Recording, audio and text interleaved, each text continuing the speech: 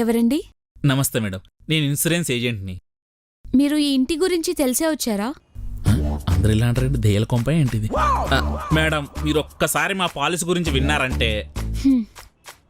మీరు నా ముందు ఎంత గొంతు చించుకున్న టైం వేస్ట్ అండి. ఎవరు స్వాతి? ఎవరో ఇన్సూరెన్స్ ఏజెంట్ అంట. సరే లోపలికి రమ్మను. సరే, మీ లోపలికి రండి. Okay madam. ఈ నెల 30 రోజులు, 4 ఆదివారాలు, పండగలు పబ్బాలు కూడా ఏం లేవు. ఏ విధవా ఫంక్షన్కి వెళ్ళలేదు.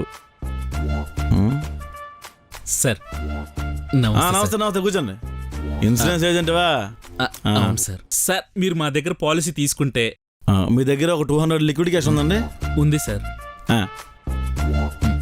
ఇదిగోండి సార్. ఇప్పుడు చెప్పు. మా పాలసీలో హెల్త్ పరంగా మీకు ఏ ప్రాబ్లం వచ్చినా, ఐ మీన్ 3 lakhs పాలసీ అయితే. ప్రాబ్లం అంటే? కాలు పోయాయి అనుకోండి, 2 lakhs దాకా వస్తుంది.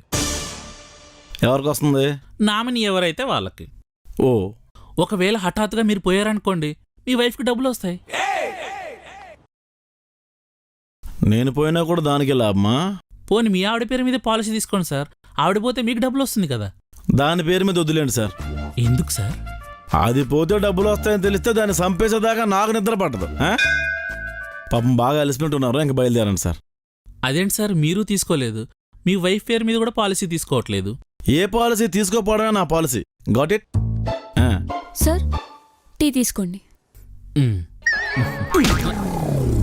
ఎండను పడి వచ్చారు, టీ ఏం తాగుతారు? చల్లగా మంచినీళ్ళు తాగుతారు. తాగండి.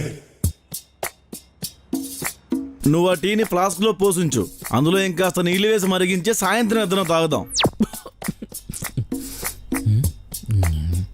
పిస్తున్నారేదో. సార్, 200 తీసుకున్నారు, ఇస్తే వెళ్ళిపోతా సార్. ఇంతసేపు నీ సోది వినడానికి నేను సమయం కేటాయించానా? దానికి ఫీజు. ఈ ఇంటి గురించి అందరూ చెప్తుంటే ఏమో అనుకున్నాను సార్. ఇలా ఉన్నారేంటి సార్ మీరు? నేను కూడా అందరిలాంటి మనిషినే, కాకపోతే మనీ ఉంటేనే షీ పక్కన ఉంటుందని నమ్మే జాతికి చెందిన వ్యక్తిని నేను.